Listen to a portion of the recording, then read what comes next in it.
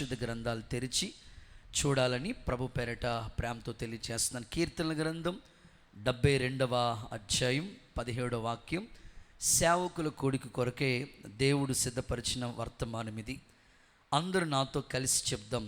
అతని పేరు, సేవకులందరూ మాట్లాడదాం. అతని పేరు నిత్యము నిలుచును, అతని నామము సూర్యుడున్నంత కాలం చిగురుచుండెను. అతన్ని బట్టి మనుష్యులు దీవించబడుదురు, అన్యజనులందరూ అతడు ధన్యుడని చెప్పుకుందురు. గట్టిగా చప్పట్లు కొడుతూ ఒకసారి యేసయ్యకి బిగ్గరగా మహిమ చెల్లిద్దామా? కొట్టిదేదో గట్టి కొట్టాలి కదా, సేవకులం కదా మీరు, రైట్. ఇక్కడ చాలా విలువైన మాటలు ఈ వచనంలో రాయబడి ఉన్నాయి. అందులో ఒక్క మాట సూర్యుడు అనండి చాలు. ఆ ఒక్క మాట ఈరోజు సేవకుల సందేశం, సేవకుల కోడికలో సందేశం పేరేంటంటే సూర్యుడు.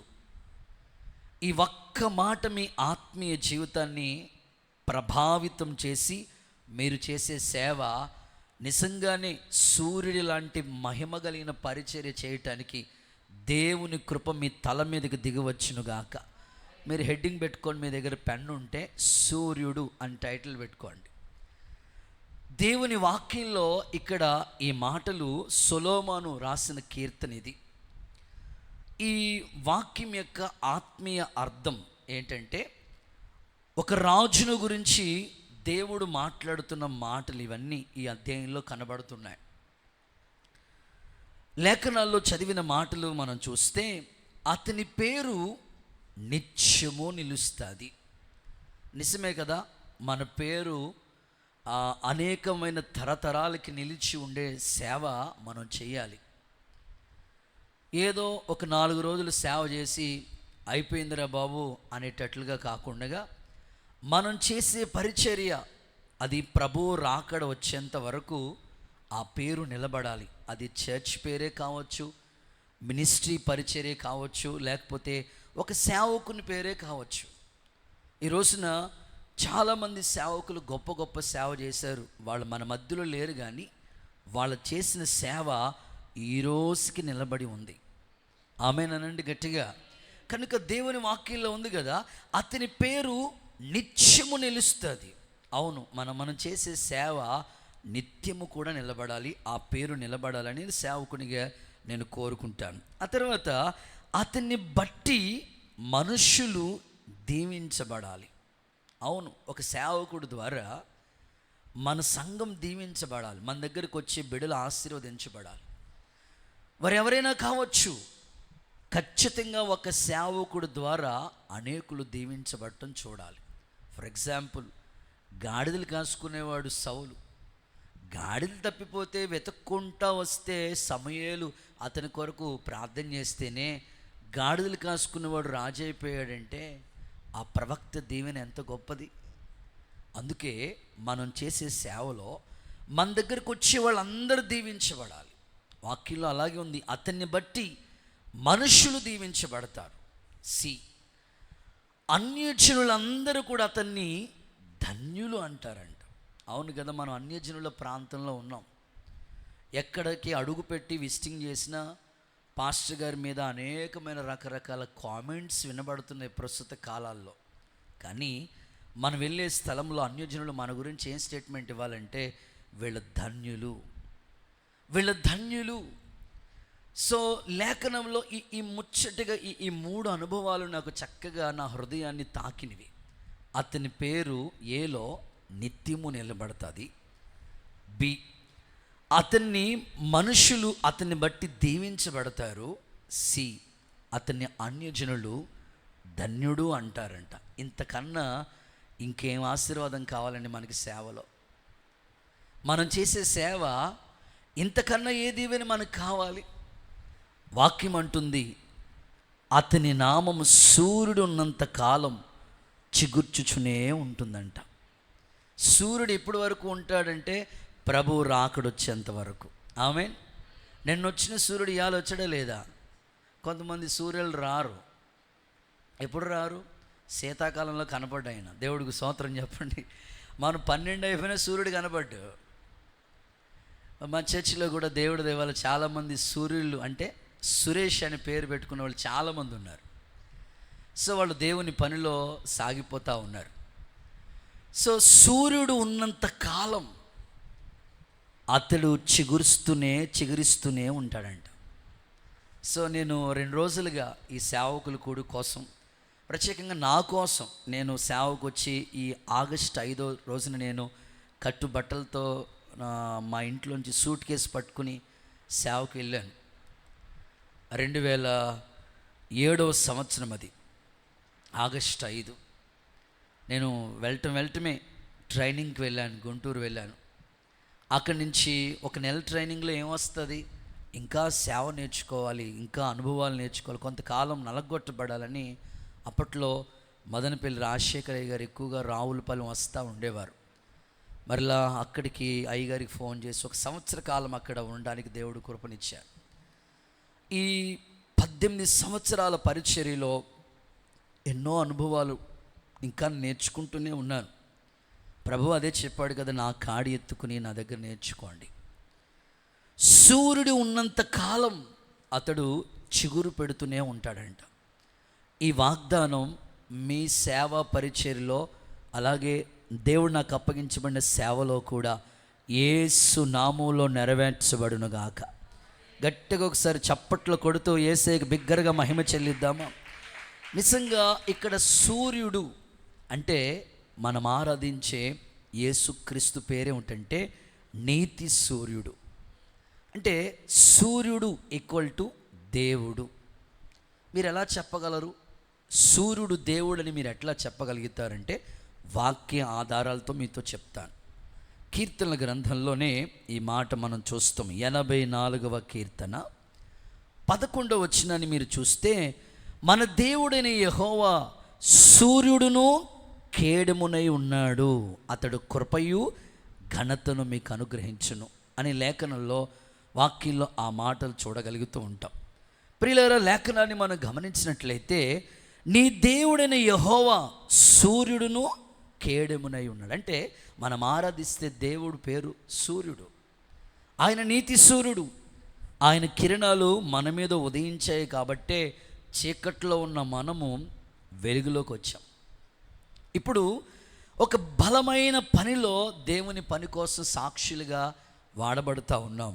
అయితే తప్పకుండా ఈ సూర్యుడు నీ జీవితంలో ఉదయించినప్పుడు ఆయన నీకు ఇచ్చే దీవెనలు ఏంటో అదంతా ఇంట్రడక్షన్లో ABC అని 3 మాటలు చెప్తా. ఇక సబ్జెక్ట్ వచ్చి సూర్యుని యొక్క స్వభావం ఏంటో ఒక సబ్జెక్టుగా మీకు తెలియజేస్తారు. 2 విధాలుగా మీకు ఈరోజు వాక్యాన్ని అన్వయించుకుంటూ మీతో మాట్లాడతా.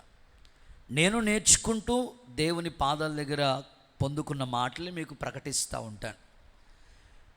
ఈ నీతి సూర్యుడు అని పిలువబడుతున్న యేసుక్రీస్తు ప్రభు నీకిచ్చే దీవెన ఏంటో ముచ్చటగా 3 మాటలు చెప్తాను. ఆ తర్వాత ఆ సూర్యుడి యొక్క స్వభావం ఏంటో చెప్పి మనం ఆ విధమైన పరిచర్యలోకి మనం వెళ్ళాలని మీ ఆత్మీయ జీవితం ప్రోత్సహించే ఈ మాటలు మీ జీవితాన్ని ఇంకనూ ఎప్పటికీ దేవునిలో స్థిరపరచబడే ఆధ్యాత్మికమైన పాఠాలు ప్రభు మనకు అనుగ్రహించునుగాక. ఓకే, మీకు ప్రారంభంలో చెప్పాను కదా, సూర్యుడు అంటే దేవుడు, యేసుక్రీస్తు ప్రభు. ఈ సూర్యుడు మనకిచ్చే దీవెనలేంటి? వాస్తవంగా చెప్పుకోవాలంటే భౌతికంగా మనం ఆలోచిద్దాం. భౌతికంగా కనిపించే సూర్యుని మనం చూస్తే ఆ సూర్య కిరణాల ద్వారా ఎన్నో మొక్కలు ఎదుగుతూ చక్కగా ఫలభరితంగా మార్చబడుతున్న సందర్భాలు మనం చూస్తాం. చిన్న చిన్న పిల్లలకి అప్పుడే పుట్టిన పిల్లలు కావచ్చు, ఒక 1 వీక్ 2 వీక్స్ అయిన పిల్లలు కావచ్చు, వాళ్ళకి జాండీస్ ఉన్నాయని చెప్తే మా చిన్నక్క వాళ్ళకి పాప పుట్టింది. ఆ పాప పుట్టినప్పుడు జాండీస్ ఉన్నాయని డాక్టర్ గారు చెప్తే, డాక్టర్ అమ్మ గారు చెప్పిన మాట ఏమిటంటే, రోజు ఆ ఎండలోకి తీసుకెళ్ళి కొద్దిసేపు ఒక 5 మినిట్సో లేకపోతే 10 మినిట్సో అలా ఉంచి రండి. తర్వాత మనం కూడా కరోనా టైంలో కూడా ఖచ్చితంగా ఆ సూర్య కిరణాలు తగలాలి, ఎండలో ఉండాలి అని చెప్తా ఉండేవారు కదా. భౌతికంగా ఈ సూర్యుడి ద్వారా ఎన్నో ఉపయోగాలు మనకు ఉన్నాయి, కానీ ఆత్మీయంగా నీతి సూర్యుడు అని పిలువబడుతున్న ప్రభు నీకు ఇచ్చే దీవెనలు ఏంటో ABC అని 3 మాటలు మీకు చెప్పి ఆ తర్వాత సూర్యుని స్వభావాన్ని గురించి మాట్లాడతాను. సూర్యుడు నీకు ఇచ్చే దీవెనలు ఏంటయ్యా అని అంటే, మొదటి మాట యెషయా గ్రంథం 60వ అధ్యాయం 1 నుంచి 3 వాక్యాలు చదువుకుంటే, లెమ్ము తేజరిల్లము, నీకు వెలుగు వచ్చి ఉన్నది, యెహోవా మహిమ నీ మీద ఉదయించింది, జనములు నీ వెలుగునకు వచ్చెదరు. చాలు. మొదటిది, జనములు నీ వెలుగులోకి వస్తారు. అంటే ఈ నీతి సూర్యుని కిరణాలు నీ మీద ఎప్పుడైతే ప్రకాశించబడతాయో, ఆయన నీకు ఇచ్చే దేవుని ఏంటో తెలుసా? ఖచ్చితంగా జనాల్ని నీకు ఈ సంవత్సరమే నా తండ్రి అనుగ్రహించునుగాక. కుడి చేతుల పైకి తందరూ ఒకసారి ఆమేన్ అంటారా? ప్రతి సేవకుని సేవ నా ఆశ ఏమిటంటే ఎప్పుడు ఒకేలా ఉండకూడదు, కానీ వాళ్ళ సేవ ఫలాభివృద్ధిని పొందుతూనే ఉండాలి. ఒకేలా లాస్ట్ ఇయర్ కొన్ని ఆత్మలు మీరు రక్షించి ఉండొచ్చు, ఇప్పటికీ మీ సంఘం ఒకలాగా ఉండొచ్చు. ఇదిగో మన ఎదుట మిగిలిన ఉన్న ఈ మిగిలిన రిమైనింగ్ బ్యాలెన్స్ ఈ 4 నెలలు లేకపోతే ఈ 5 నెలలు కూడా మన పరిచర్యలో నీతి సూర్యుడు మన మీద ఉదయింపచేసి ఆయన కిరణాల ద్వారా మనకి తప్పకుండా అనేకమైన జనాల్ని మన చేతికి అప్పగించునుగాక. ప్రభు వాగ్దానం ఇచ్చాడు కదా, నన్ను అడుగు జనములు నీకు స్వాస్థ్యంగా భూ దిగంతాల వరకు సొత్తుగా ఇస్తానని చెప్పాడు. చాలామంది సేవకులు బాధపడుతున్న బాధ ఏమిటంటే, ఎప్పుడు చూసినా ఆ 10 మందితోనే బాధపడుతున్నానయ్యా, ఆ 20 మంది, ఆ 30 మంది, ఆ 50 మంది సంఖ్య పెరగట్లేదయ్యా, ఎందుకు పిలిచావయ్యా నన్ను సేవకి? సంవత్సరం నుంచి సేవ చేస్తున్నా ఇంతమందే ఉన్నారు ఏంటని ప్రతి సేవకుడు బాధపడుతూనే ఉంటాడు. నేను కూడా బాధపడిన సందర్భాలు ఉన్నాయి. మీకు తెలిసి పరిచర్య గురించి ప్రారంభం నుంచి ఉన్న సేవకులు మీరు ఇక్కడ ఉన్నారు. చిన్న గదిలోనే ఇక ఉపవాసాలు చేయటమే, అక్క ఏడవటం, నేను ఏడవటమే. ఎందుకు పిలిచావు ప్రభు ఈ సేవకి? ఇదే మాట. నన్ను అడుగు, నీకు జనాల్ని ఇస్తానన్నావు కదా. సో అలాగ దేవుడు అంచెలంచెలుగా సంవత్సరం ఈ పరిచర్యకి కొత్త వాళ్ళని దేవుడు అనుగ్రహిస్తూ వచ్చాడు. ఇంకా ఆశ్చర్యాన్ని కలిగించే మాట ఏమిటంటే, ప్రతి ఆదివారం ఎవరో ఒక్కరినైనా కొత్తని తీసుకొస్తాడు దేవుడు. స్తోత్రం చెప్పండి గట్టిగా. సో నేను అనేది ఏమిటంటే, మర్చిపోటుకైతే ఆయన అయితే అన్యాయస్తుడు కాదు. దేవుని కిరణాలు నీ మీద ఉదయించాయి కాబట్టి ఖచ్చితంగా జనాల్ని దగ్గరికి వచ్చేటట్లుగా ప్రభు చేస్తాడు. ఇంకొక మాట ఏముందో తెలుసా? నీ ప్రాణానికి ప్రతిగా నేను ఆత్మలు ఇస్తానన్నాడు దేవుడు. ఒక సేవకుడు విరిగి నలిగిన మనసుతో దేవుని పాదాల దగ్గర కనిపెడుతూ ఉంటే ఎందుకు ఇవ్వడు దేవుడు ఆత్మలు? వాగ్దానాలన్నీ ఖచ్చితంగా మన పట్లే కదా జరిగేవి. అందుకని ఆ నీతి సూర్యుడు మనకిచ్చే దీవెన ఏంటంటే, ఆయన కిరణాలు మన మీద ఉదయించినప్పుడు జనాలు ఆటోమేటిక్గా మన దగ్గరికి వస్తారు, ఆ వెలుగులోకి వస్తారు. నువ్వు వెలుగుతూ ఉంటావు కనుక ఆ వెలుగులోనికి అనేకులు వస్తారు. నేను ఆశిస్తున్నట్లుగానే త్వరగానే మీరందరూ సాక్ష్యాలు చెప్తారు. కొత్త ఆత్మలు ప్రవాహం వలె మీరున్న మందిరాలకి దేవుడు నడిపించునుగాక. తండోపతండులుగా గుంపులుగా జనాల్ని దేవుడు మీకు అనుగ్రహించునుగాక. మర్చిపోవటానికి ఆయనైతే అన్యాయస్తుడైన దేవుడు కాదు. దైవజనులు సురేష్ అయ్య గారు అనుకుంటా, మందిరం ఖాళీగా ఉంటే అడుగుతూ ఉండేవారంట ఆయన, ప్రభా ఎక్కడ ఖాళీ ఉందో వచ్చే ఆదివారం ఆ ఖాళీ అంతా నిండిపోవాలి. ఆ వారం అంతా అదే ప్రార్థన అంటే ఇంకేం ప్రార్థన చేసుకునేవాడు కాదంట ఆయన. వచ్చే వారానికి ఆ ఖాళీ అంతా నిండిపోతూ ఉండేదట. సో దేవుని సందులో నేను ఆశిస్తున్నాను, నేను కోరుకుంటున్నాను, మీరు ఎందుకయ్యా ఈ సేవ, ఎందుకయ్యా ఈ కష్టాలు, ఎందుకయ్యా ఈ బాధ అని మీరు బాధపడాల్సిన పని లేదు. ఒంటరిగా వాక్యంలో ఒక వాగ్దానం ఉంది కదా, వారిలో ఒంటరి అయిన వాడు, మీరు విశ్వసించి చెప్పరా? మాట్లాడండి నాతో. వారిలో ఒంటరి అయిన వాడు. మరి ఆ వాగ్దానాలు ఎవరికి అవి? ఒక యేసన్న గారు ఒక్కొక్కరికేనా? సురేష్ అయ్య గారికి ఒక్కరికేనా? లేకపోతే ఎవరో పెద్ద పెద్ద మినిస్ట్రీలకేనా? వారిలో ఒంటరైన వాడు 1000 మంది అవుతాడు, ఎన్నిక లేని వాడు బలమైన జనం అవుతాయని చెప్పారు కదా. ఈ నీతి సూర్యుడు నీ యొద్దకి ఆ వెలుగులోనికి జనాలను తీసుకొస్తాడు. ఆయన తప్పకుండా తీసుకొస్తాడు. యెహోవా మహిమ నీ మీద ఉదయించినప్పుడు నువ్వు అడుగుతున్నావు, నీ ఆశలను దేవుడు నెరవేరుస్తాడు. నేను కూడా అడుగుతా ఉన్నాను దేవుని సన్నిధిలో, ఆత్మలు ఇవ్వండి ప్రభా. ఖచ్చితంగా ఇస్తారు. యేసయ్య ఇలాంటి దీవెన మీ తల మీద ఉండేటట్లుగా చేయనుగాక. బి, నీతి సూర్యుడు నీకు ఇచ్చే దీవెన ఏంటో తెలుసా? ఆరోగ్యం కలుగు చేస్తాడు అనండి. మలాకి 4:2 ప్రకారం, 4వ అధ్యాయం 2వ వచనం ప్రకారంగా చూస్తే, తన నామమందు భయభక్తులు కలిగిన వాళ్ళకైన మీకు నీతి సూర్యుడు ఉదయిస్తాడు. ఆ మాట, ఆయన రెక్కలు మీకు ఆరోగ్యాన్ని కలుగు చేస్తాయి. మీరు బయలుదేరి కొవ్విన దూడలు గంతులేసినట్లుగా మీరు గంతులేస్తారు. మలాకి 4:2. అంటే మన సేవలో ఖచ్చితంగా ఆరోగ్యంగా ఉంటేనే కదండి సేవ చేయగలిగేది. మీరు ఆరోగ్యంగా లేకుండా ఏం సేవ చేయగలుగుతాని చెప్పండి? ఎవ్వరూ సేవ చేయలేరు. హెల్త్ బాగోకపోతే ఒక వారం రోజులు బెడ్ రెస్ట్ అంటే ఇంకా ఆ వారం అంతా సేవ ఆగిపోయినట్టే కదా.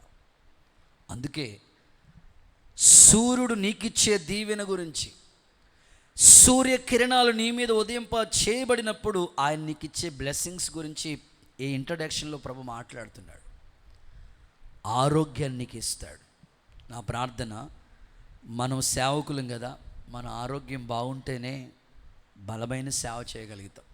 అందుకే ప్రతి సేవకుడికి నేను చెప్పే అద్భుత సలహా ఏమిటంటే, ఆరోగ్యాన్ని పాడు చేసుకోవద్దు. కొంతమంది సేవకులు చేతులారా వాళ్ళ హెల్త్ని వాళ్ళే పాడు చేసుకుంటూ ఉంటారు. నేను ఆశించేది ఏంటంటే, ఆరోగ్యం పాడైపోతే మనం ఏం చేయలేం, ఇంకా సేవ చేయటానికి అవకాశం ఉండదు. అందుకని ఆరోగ్యం ఆయన మనకి ఇస్తాడు, దాన్ని మనం కాపాడుకుంటూ ఉండాలి. ఇప్పుడు సేవకులకి ఉండే మహాకృప ఏమిటంటే, ఎక్కడికి వెళ్ళినా బిర్యానీ. దేవుడికి స్తోత్రం చెప్పండి ఒకసారి, గట్టిగా మాట్లాడండి. అసలు బిర్యానీ లేని కూటమి ఎక్కడుంది చెప్పండి. అసలు ఇక స్పెషల్, అసలు సేవకులు అంటేనే అన్నీ స్పెషల్గా ఉంటాయి మనకి. కానీ ఆ ఆహారంలో మోసం ఉందనేది మాత్రం మనం గుర్తించాలి. సో రోజు కాదు, ఒకవేళ రోజు ఇడిసి రోజు, లేకపోతే ఇంకా అందుకని నీ వాళ్ళు కావట్లేదంటే వారానికి 2 సార్లు, నెలకి 2, ఇట్లా అలా లిమిట్లో తగ్గించుకుంటూ వచ్చేసాం అనుకోండి, ఆటోమేటిక్గా నీ హెల్త్ బాగుంటుంది. దేవుడి దయ వల్ల కృపక్క సేవకి వచ్చి ట్రైనింగ్కి వెళ్ళారు. రామగుండం ట్రైనింగ్కి వెళ్ళారు 2012లో అనుకుంటా. ఆ సంవత్సరం వాక్యం అది ట్రైనింగ్ అంతా అయిపోయింది. వచ్చారు, వచ్చిన వెంటనే నేను నాన్ వెజ్ మానేస్తున్నాను అన్నది. అక్క జాగ్రత్తగా ఆలోచించుకోక బాబు, వద్దక్క బాబు, అక్క వద్దక్క బాబు, కుదరదు తమ్ముడా, నా హెల్త్ గురించి నేను సేవలో పరిగెత్తడం కోసం నాన్ వెజ్ పక్కన పెట్టేద్దాం అనుకున్నాను అని. సో ఇప్పటికీ చాలా సంవత్సరాలు అయి ఉంటుంది. ఆమె ఆ హెల్త్ విషయంలో, అంటే అవి తినడం తప్పని కాదు, కానీ ఆమె సేవలో ఇంకా పరిగెత్తడానికి, యాక్టివ్గా ఉండడం కోసం అలాగా నడిపించబడుతూ వచ్చారు.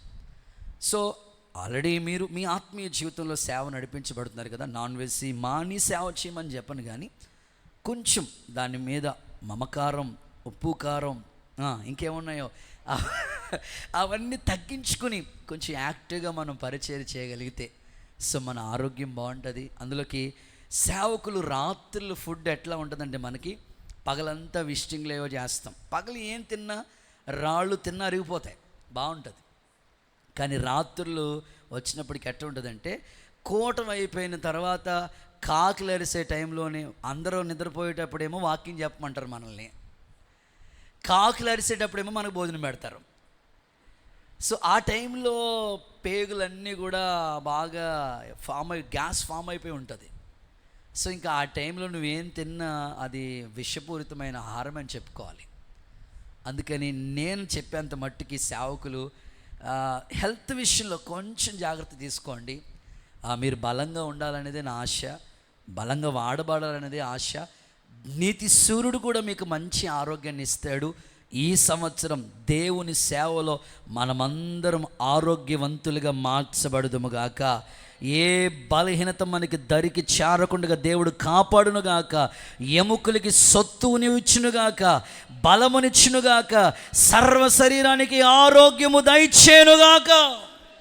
దేవుడు మనల్ని ఆరోగ్యవంతులుగా చేయాలన్నదే నా ప్రార్థన. హెల్త్ ఎప్పుడు స్ట్రాంగ్గా ఉండాలి.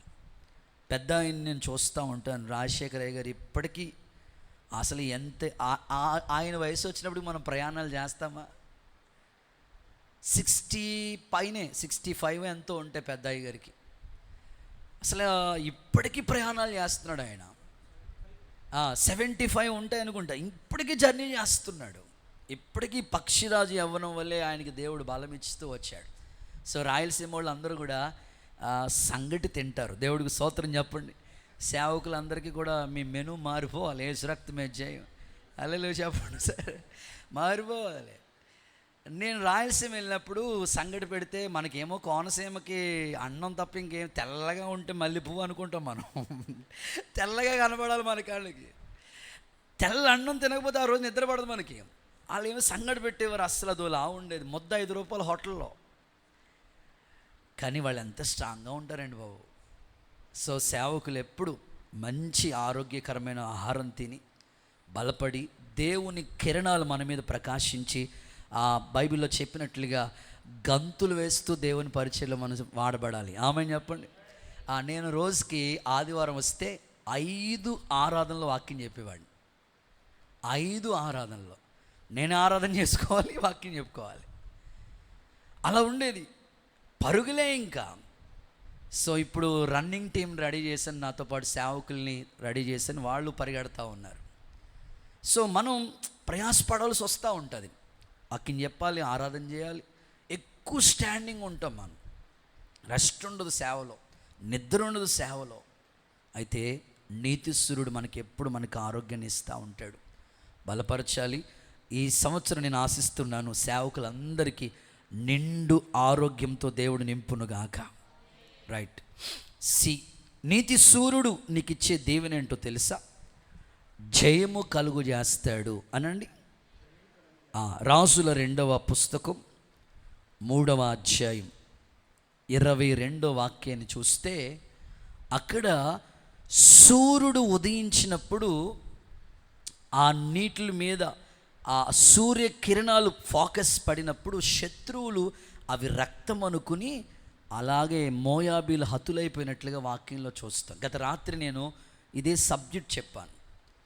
3 రాజులు, ఇశ్రాయేల్ రాజు, ఆ తర్వాత యూదా రాజు, ఎదోము రాజు, వీళ్ళు 3 రాజులు కూడా, ఈ 3 రాజుల మీదకి మోయాబు రాజు, ఒక మాటలో చెప్పాలి, ఇశ్రాయేల్ రాజుకి వర్తమానం పంపిస్తాడు మోయాబు రాజు. అయితే ఈ ఇశ్రాయేల్ రాజు వీళ్ళ 3ని ఆశ్రయిస్తాడు. అప్పుడు ఎలీషా కాలం.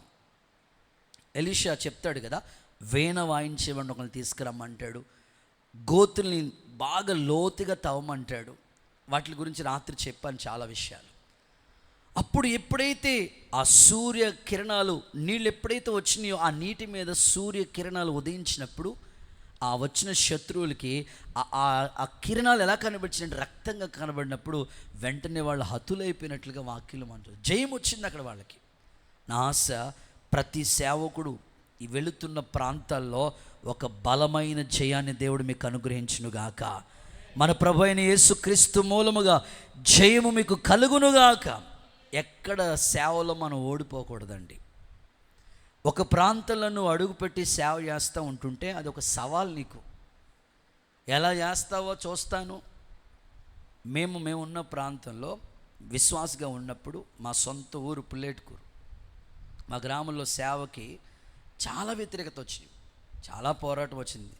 అక్కడే మా ఊరు నుంచే దేవుడు కృపను బట్టి ఒక 4 సేవకుల్ని దేవుడు సిద్ధపరిచాడని చెప్పాలి. చాలా వ్యతిరేకత వచ్చింది, చాలా పోరాటాలు. పాస్టర్ గారిని ఏమన్నారంటే ఊరోళ్ళందరూ కలిసి, మా ఇంటికి వచ్చేటప్పుడు వంతున ఉంటుంది, మెయిన్ రోడ్ నుంచి వంతున ఉంటుంది. వంతెన దాటి వచ్చారంటే కాళ్ళు ఎరగొట్టేస్తామని రకరకాలుగా చాలా వ్యతిరేకత. పాస్టర్ గారు రానిచ్చేవారు కాదండి, అంత వ్యతిరేకత. సో అప్పుడు మేము విశ్వాసులుగా ఉండేవాళ్ళం. ఎలా జరుగుతుందో అర్థమయ్యేది కాదు సేవ. మా అరుగు మీద ఆరాధన జరిపిస్తూ ఉంటుంటే ఒకసారి వచ్చేసి అందరూ గుమ్ముగుడు ఊరంతా ఏకమైపోయి తలుపులు పగలగొట్టేసి పాస్టర్ గారిని తనడానికి వెళ్ళినప్పుడు అక్కోళ్ళే కాపాడ్డారు ఆ సమయం. చాలా ప్రతికూలత, వ్యతిరేకత. సో ఎక్కడ వ్యతిరేకత వచ్చిందో అక్కడ సేవ ఆగలేదు, సేవ జరుగుతుంది. అక్కడి నుంచే సేవకులు పుట్టాం. గట్టిగా చప్పట్లు కొడుతూ ఒకసారి యేసయ్యకి మహిమ చెల్లిద్దామా? నేనంటాను, నీకు వ్యతిరేకత వస్తుంది, నేను నా వల్ల కాదు, నేను సేవ చేయలేను, నన్ను వదిలేయాలనుకోవద్దు. అక్కడే నిలబడు. నీ తల పైకెత్తి దేవుడు నీకు జయమిచ్చునుగాక. ఆయన నీతి సూర్యుడు. ఆయన నీ మీద ఉదయించినప్పుడు నీకు ఇచ్చే దీవెన ఏంటో తెలుసా? ఖచ్చితంగా నువ్వు వెళ్ళే ప్రతి చోట జయమిస్తాడు. కొన్ని చోట్ల సేవ ఎలా ఉంటుందంటే బాగుంటుంది, సహకారులు ఉంటారు, ప్రోత్సహించే వాళ్ళు ఉంటారు. కొన్ని చోట్ల ఈజీగా డెవలప్ అయిపోద్ది. కొన్ని చోట్ల మనం ఎంత మొత్తుకున్నా, ఓ మాటలో చెప్పాలంటే జిడ్డు. దేవుడికి స్తోత్రం చెప్పండి. మాకు 3 ప్రాంతాలు ఉన్నాయి, జిడ్డు. అసలు ఎంత పెద్దోళ్ళు వచ్చి అక్కడ అడుగు పెట్టి వాక్యం చెప్పినా అదేదో సామెత ఉంటుంది కదా, వర్షం కురిసినట్టే. దేవుడికి స్తోత్రం కలుగునుగా. ఎంత ప్రయాసపడినా, ఎంత పోరాడినా వాళ్ళ మాత్రం మార్పు చెందరు. అసలు అలాంటివి ఉన్నాయి. మాకు చెప్పాడు అలాంటి ప్రాంతాలు. ఎందుకు ప్రభా ఇక్కడ వెళ్ళండి, ప్రయాసపడండి, అంతే. ఖచ్చితంగా జయం ఉంటుంది. వ్యతిరేకత మధ్యలోనే మందిరాలు కట్టించేస్తే జిడ్డోళ్ళు ఎందుకు మారరు? దేవుడికి స్తోత్రం చెప్పండి. జరిగిస్తాడు, జయం మనకిస్తాడు. నా ఆశ, సూర్యుడు ఉన్నంత కాలం మనకు అప్పగించబడిన సేవ కొనసాగించబడునుగాక. యేసు నామములో మనం చిగురు పెట్టుదుముగాక, పేరు నిలబడునుగాక, మనల్ని బట్టి మనుషులు దీవించబడుదురుగాక, అన్యజనులు మనల్ని ధన్యులందురుగాక. ఈ వెనకాల ఒక అంకుల్ వాళ్ళు చాలా ఎకరాల స్థలాలు ఉన్నాయి. మీరు కిమ్స్ దగ్గరలో మెడికల్ స్టోరు ఆయన ఓనర్. చాలా ఆస్తి ఉంది ఆయనకి. ఆ మాటలు చెప్పాలంటే కోటీశ్వరుడే కానీ ఏ రోజు కోటేసుకోడు. పాత లింగి పంచి చిరిగిపోయిన షర్ట్. కోటీశ్వరుడు, అన్యుడు. ఇలాగ వెళ్తూ ఉంటాడు. ఖచ్చితంగా ఏదో టైంలో వచ్చి పలకరిస్తూ ఉంటాడు. వాళ్ళ అబ్బాయి అయితే జనవరి 1 వచ్చిందంటే ఖచ్చితంగా వచ్చి ప్రార్థన చేయించుకుని వెళ్తూ ఉంటాడు. అన్యులే. సో నేను అంటాను, మన పరిచర్యలో అన్యులు మనల్ని ధన్యులుగా చేస్తారు. ప్రభు అలాంటి కృప మనకిస్తాడు. యేసు నామములో ఈ సేవ కట్టబడునుగాక. రైట్, నేను ఇప్పుడు సబ్జెక్టులోకి వెళ్ళిపోతున్నాను. సూర్యుడు ఉన్నంత కాలం మనం చిగురు పడతా ఉన్నాడు కదా. అసలు సూర్యుడి యొక్క స్వభావం ఏమిటి? ఇది సబ్జెక్ట్. ఈ క్వశ్చన్ మీరు నోట్ చేసుకోండి. సూర్యుని యొక్క స్వభావం ఏమిటి? లేకపోతే బైబిల్లో సూర్యుడు అనే సందర్భం వచ్చినప్పుడు దేనికి సూచనగా పోల్చారు? సో దీనిని మేము ఒక వర్తమానంగా మీకు చెప్పాలని నేను ఆశపడుతూ ఉన్నాను. ఓకే, చదువుదాం. మొదటి మాట, ప్రకటన గ్రంథం 1వ అధ్యాయం 16వ వాక్యాన్ని చదువుదాం. సూర్యుని యొక్క స్వభావం ఏమిటి? ప్రకటన గ్రంథం 1వ అధ్యాయం 16వ వాక్యం. 7 నక్షత్రాలు పట్టుకొని ఉండెను. ఓకే. ఆయన నోట నుండి 2 అంచులు గల వాడి అయిన ఖడ్గం ఒకటి బయలువెడలచుండెను. ఆయన ముఖము మహా తేజస్సుతో ప్రకాశించుచున్న సూర్యుని వలె ఉండెను. ఆయన ముఖము ప్రకాశించుచున్న సూర్యుని వలె ఉండెను. ఆమేన్ అనండి ఒకసారి గట్టిగా చెప్దామా సేవకులందరూ? ఆమేన్. ఓకే, మొదటి మాట ప్రకాశించే స్వభావం అనండి. గట్టిగా మాట్లాడాలి. ప్రకాశించే స్వభావం. సో సూర్యునికి ఉండే స్వభావం ఏంటంటే, సూర్యుడిని మీరు ఎప్పుడైనా చూడండి, సూర్యకిరణాలు ప్రకాశిస్తూనే ఉంటాయి. ఇది యేసుక్రీస్తు ప్రభువుని గురించి రాయబడిన మాట. బాప్తిస్మం ఇచ్చే ఆ యోహాను యొక్క సేవను గురించి మనం చాలా సందర్భాల్లో చదివాం కదా. అతడు మండుచు ప్రకాశించుచున్న దీపంగా ఉన్నాడు ఆయన. ఇక్కడ యేసుక్రీస్తు ప్రభు యోహాను చూస్తూ ఉన్నాడు. ఆ దర్శనం చూసేటప్పుడు ఎంత అద్భుతంగా ఆయన పాదాల గురించి వర్ణించాడు, ఆయన ముఖాన్ని గురించి వర్ణించాడు, ఆయన వస్త్రాన్ని గురించి వర్ణించాడు, ఆయన రూపాన్ని గురించి మాట్లాడుతూ ఆయన చూసినప్పుడు నేను చచ్చిన వాడి వలె పడి ఉన్నానని చెప్పి ఇక్కడ మాట్లాడుతున్నాడు. సూర్యుని వలె ఆయన ప్రకాశిస్తున్నాడు. అంటే సూర్యుడు ఎప్పుడు కూడా ప్రకాశిస్తూనే ఉంటాడు. నా ఆశ ఏమిటంటే దేవుడు మనకు అప్పగించబడిన సేవ లేదా సేవకులమైన మనం ఎప్పుడు ప్రకాశించే స్థాయికే మనం ఉండాలి. ఎందుకంటే ఆయన ఎట్లా ఉన్నాడో ఆయన పిల్లలను కూడా మనం అట్లాగే ఉండాలి. మన సేవ సూర్యుడు ఉన్నంత కాలం నిలబడాలంటే మనం ఎప్పుడు ప్రకాశిస్తూనే ఉండాలి, కానీ ఆరిపోకూడదు. ఒకవేళ ఆరిపోతే ఆ సేవలో ప్రభావం కనబడకపోవచ్చు. కానీ ఈరోజు ఒక సేవకుడిగా నా ఆశ, మీరు దేవుని పరిచర్యలో అప్పగించబడిన వాళ్ళు కొద్దిమందే కావచ్చు, కానీ ఆ సేవ దేవుడు కోరుకున్నట్లుగా ప్రకాశించే ఆ అనుభవంలోకి రావాలి. సూర్యుడు ఇప్పుడు మధ్యాహ్నం 12 గంటల సమయంలో చూస్తే ఎంత ఫోకస్, ఎంత వెలుగు చూడలేము మనం. ఇక ఆ సూర్య గోళం దగ్గరికి వెళ్తే ఆ వేడిమి ఎవరో తట్టుకోలేరు, మాడి మసైపోవాల్సిన పరిస్థితి. సో ఒక సేవకుడు కూడా ఆ స్వభావంలోకి వచ్చేసేయాలి. ప్రకాశించే వెలుగు, దేవుని మహిమ, తేజస్సు ఒక సేవకుడిలో కనబడుతూ ఉండాలి. అప్పుడు అనేకులకి ఆశీర్వాదకరంగా మన పరిచర్య ఉంటుంది. యేసు నామములో కృప కలుగునుగాక. మనం ఆరాధించే యేసయ్యని గురించి మనం చదివితే, ఎత్తైన కొండ మీదకి పేతురు, యాకోబు, యోహాను ఇలా ముగ్గురిని ప్రభు తీసుకెళ్ళిన తర్వాత రూపాంతరం చెందిన తర్వాత వాక్యంలో చదువుతాం, ఆయన ముఖం సూర్యుని వలె ప్రకాశించింది. సో ఆయన ప్రకాశించే అనుభవంలో ఉన్నాడు కనుక ఆయన పిల్లలమైన మనం కూడా సేవ కూడా ప్రకాశిస్తూనే ఉండాలి. ప్రకాశమానమైన సేవ మనకి దేవుడు అనుగ్రహించాడు కనుక అది ఇంకా ప్రకాశంగా ఉండాలి. ప్రకాశమానాన్ని ఇంగ్లీష్లో ఏమంటారంటే షైనింగ్ కదా, షైనింగ్ బాగుండాలి సేవ. దేవుడు మన నుంచి అలా కోరుకుంటున్నాడు. చూద్దాం ఒకసారి యోబు గ్రంథం 11వ అధ్యాయం 17వ వాక్యం చూడండి ఒకసారి. యోబు గ్రంథం 11వ అధ్యాయం 17వ వాక్యం చూస్తే, అప్పుడు నీ బ్రతుకు మధ్యాహ్న కాల తేజస్సు కంటే, యోబు గ్రంథం 11:17 అయ్యా, అధికముగా ప్రకాశించును. ఓకే, అప్పుడు నీ బ్రతుకు మధ్యాహ్న కాల తేజస్సు కంటే 11:17. అప్పుడు నీ బ్రతుకు మధ్యాహ్న కాల తేజస్సు కంటే అత్యధికంగా ప్రకాశిస్తుంది.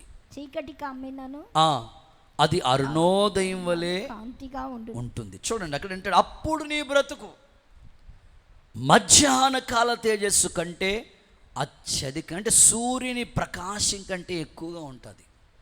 ఎప్పుడు ఆ పైనే ఉంటాయి. ఎప్పుడు మన బ్రతుకు ప్రకాశిస్తుందంటే అక్కడ చెప్తాడు, నీ మనస్సు తిన్నగా ఆయన మీద నిలపాలి. సేవలో సేవకులమైన మనకి మన మనసు ఎలా ఉంటుందంటే, ఆదివారం ఒకరోజు పరిచర్య అద్భుతంగా చేస్తాం, ఇక సోమవారం నుంచి శనివారం దాకా ఇక సేవ అంతా డల్గా ఉంటుంది. అలా కాదు, కానీ ఇందాక అన్న చెప్తున్నాడు, రోజు కోటాలకు వెళ్తున్నానన్నా నేను. సో నా ప్రార్థన, రోజు మనం సేవ మీద మనసు నిలపాలి. చాలా మీలో వాడబడే సేవకులు రోజు దేవుని పని చేస్తూ ఉంటారు. తిన్నగా నీ మనసు ఆయన మీదే ఉండాలి, ఇంక నీ మనసు దేని మీదకి వెళ్ళకూడదు. అప్పుడు సేవ ప్రకాశిస్తుంది.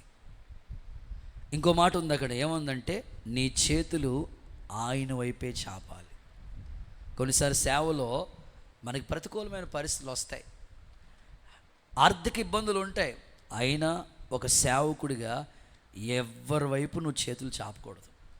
మాకు పెద్ద పాస్టర్ గారు ఏం చెప్పేవారంటే, ఒకసారి నేను ఉన్నప్పుడు మదనపల్లిలో ఉన్నప్పుడు ఆయన దగ్గరికి ఒక పాస్టర్ గారు, మందిరం కట్టుకుంటున్నానయ్యా అని వచ్చారు. మేము అందరం అక్కడే కూర్చున్నాం, అయ్యగారికి ఏదో పరిచయం చెప్తే చేస్తూ ఉన్నాం. సరే ఆయన మాట్లాడన్నారు, మేమేదో మందిరం కడుతుంటే ఏ సిమెంట్ బస్తాలో లేకపోతే ఐరన్నో డెవలప్ అయ్యారు కాబట్టి ఏదో చేస్తారేమో మేము అనుకుంటుంటుంటే, ఆ పెద్ద ఆయన అన్న మాట ఏమిటంటే, ఇదిగో ఎక్కడికి వెళ్ళొద్దు, నీవు పొరపాటు నా దగ్గరికి వచ్చావు కానీ ఎక్కడికి వెళ్ళొద్దు, నువ్వు రహస్యమందు చూస్తున్న దేవుని దగ్గరికి వెళ్ళి ప్రార్థన చేయి, నీకేం కావాలో అవన్నీ దేవుడు నీకు ఇచ్చేస్తాడని చెప్పి ఏమి ఇవ్వకుండా పంపేవాడు పెద్ద ఆయన. స్తోత్రం చెప్పండి ఒకసారి. అప్పుడు నాకు అనిపించింది ఏంటంటే చేతులు మనం ఆయన వైపే చాపాలి.